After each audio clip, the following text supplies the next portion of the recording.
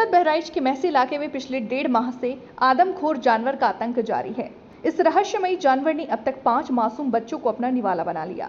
हालांकि वन विभाग की टीम ने काफी मेहनत कर 3 भेड़ियों को पकड़ा है, लेकिन इसके बावजूद हमला अभी जारी है। लगातार हरदी इलाके कुछ गांव में हो रहे रहस्यमयी आदमखोर जानवर की हमले की वजह से जिला प्रशासन ही नहीं, जिले का पूरा अमला हैरान और परेशान है। पिछले 1.5 माह में 5 मासूम बच्चे इस जानवर का निवाला बन चुके हैं। ग्रामीण शाम होते ही भय के साए में घरों के भीतर दुबकने पर मजबूर हैं। वन विभाग एवं लखनऊ से चिड़ियाघर के अधिकारी इस आदमखोर को पकड़ने के लिए सभी जुगत अपना चुके हैं, लेकिन अभी तक सफलता हाथ नहीं लग पाई। इस मौके पर भाजपा विधायक ने सही से कहा, जिन्होंने परिवार को बचाना अपनी पहली प्राथमिकता समझी। जागते रहिए, बाकी इस जानवर को पकड़ने के लिए व्यवस्था बनाई जा रही है। उन्होंने ये भी कहा कि इस मामले की जांच सरकार को हस्तक्षेप कर करवाया जाना चाहिए कि कहीं भेड़िए की आड़ में कोई और मासूम पर हमला नहीं कर रहा, क्योंकि परसों मिली एक बच्ची के शव के बाद शंका और भी गहरी होने लगी है। काफी कयास लगाए जा रहे हैं कि जिस तरह बच्चों के पैर और हाथ काटकर अलग किया गया है, शायद ही किसी जानवर का हमला नहीं हो सकता। महसी विधायक ने पुलिस प्रशासन पर भी शिथिलता बरतने का आरोप लगाया और अतिशीघ्र इस मामले की जांच की मांग की है। नमस्कार, फोनो कार्यक्रम में आपका स्वागत है। तो हमारे साथ जुड़ चुके हैं अरशद आरिफ जी। अरशद आरिफ जी, आपका बहुत बहुत स्वागत है इस फोनो कार्यक्रम में जी, जो कि जनपद बहराइच से हैं। आज हम बात करेंगे जनपद बहराइच के मुद्दे के बारे में, जहां से एक खबर निकल कर आ रही है कि वहां के कोई आदमखोर जानवर के आतंक से वहां के ग्रामीण काफी परेशान हैं। तो इस बारे में हमें विस्तार से बताएंगे।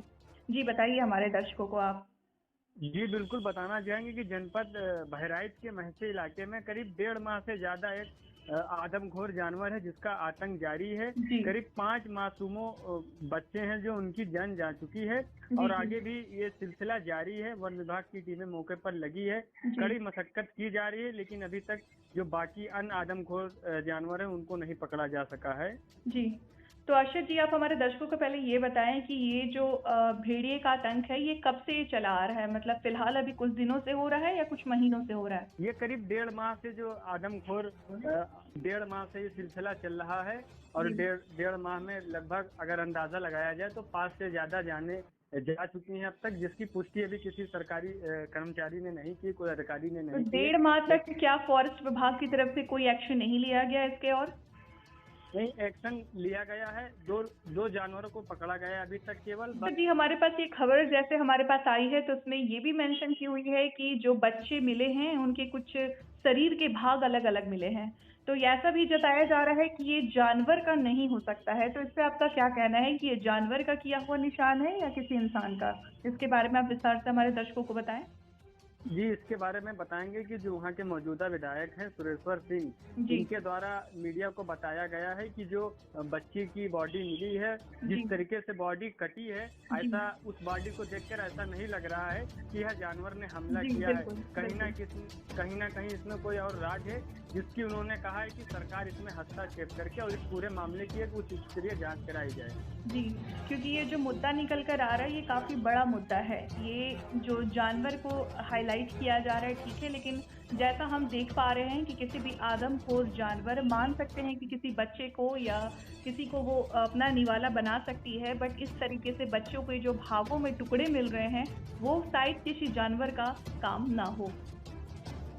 जी बिल्कुल, वो जानवर का काम नहीं है, लेकिन इस चीज़ की हम पुष्टि नहीं कर सकते हैं। लेकिन कहीं ना कहीं अगर विधायक ने इतने कॉन्फिडेंस से कहा है तो कहीं ना कहीं विधायक की बात सच है। अब ये तो जांच का विषय है। वन विभाग और पुलिस विभाग सारे लोग लगे हुए, चिड़ियाघर से भी टीम आई हुई है। अब जब जांच हो जाएगी तभी पता चल पाएगा कि सच्चाई क्या है। जी बिल्कुल, उसे चिड़ियाघर के अधिकारी को इस आदमखोर जानवर को पकड़ने के लिए बुलाया गया है। उन्होंने भी अपने जो जुगत अपना रहे हैं ताकि जल्द से जल्द ये पकड़ा जाए। जी, उम्मीद करते हैं कि अतिशीघ्र इसको पकड़वाने की कोशिश की जाए और वहाँ के ग्रामीणों को इस दहशत भरी जीवन से मुक्ति मिल सके। तो आप हमारे साथ जुड़े, इसके लिए आपका बहुत बहुत धन्यवाद है। क्षेत्र में घूम रहे हैं, आखिर क्या कारण है?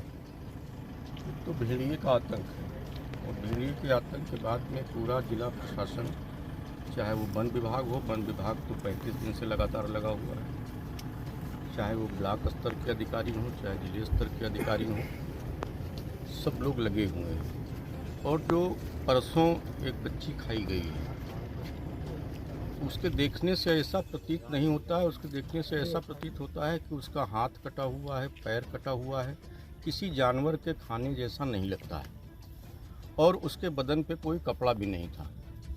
बताते हैं, ग्रामवासी बताते हैं कि कच्ची उसकी नदी के इस पार मिली और जो हमने गांव में जा कर के गाँव वालों से पूछा तो लाश उठाने जब ग्रामीण गए तो वहाँ पे कोई भी अधिकारी, पुलिस का कोई भी आदमी वहाँ मौजूद नहीं था। पुलिस वाले उस नाले के इस तरफ खड़े थे जहाँ मैं खड़ा हूँ और उनको एक झोला दिया, कहा कि इसमें भर लाइए। आज जब फोरेंसिक टीम आई है, आज नदी भी बढ़ गई है। नदी बढ़ने के बाद वही पुलिस के अधिकारी वहाँ पहुँचते हैं।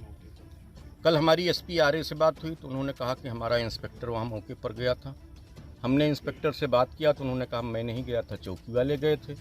हमने कहा जो चौकी वाला गया हो उससे बात करा दीजिए, तो उन्होंने कहा कि चौकी वाले से हम बात कराते हैं। चौकी इंचार्ज ने बात की, हमने पूछा आप गए थे, तो उन्होंने कहा नहीं, नाले में पानी ज़्यादा था इसलिए मैं नहीं गया था, मैं एसडीएम के साथ इस पार खड़ा था।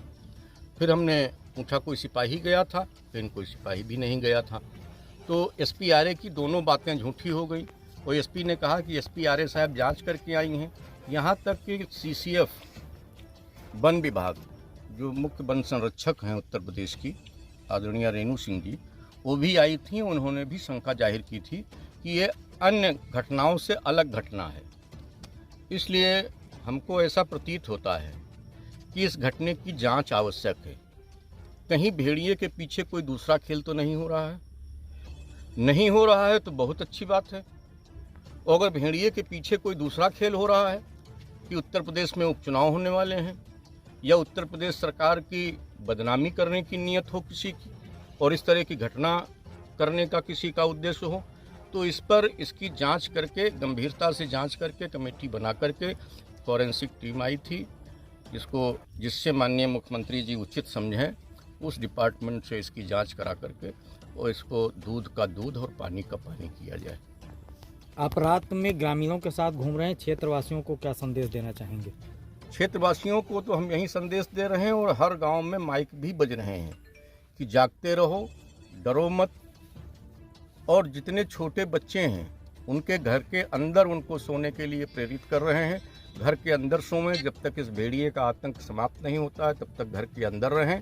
बड़े लोग बाहर रहें और जो भी लोग बाहर रहें वो लाठी डंडा के साथ में बाहर रहें और लोगों को जगाते रहें और खुद जागते रहें।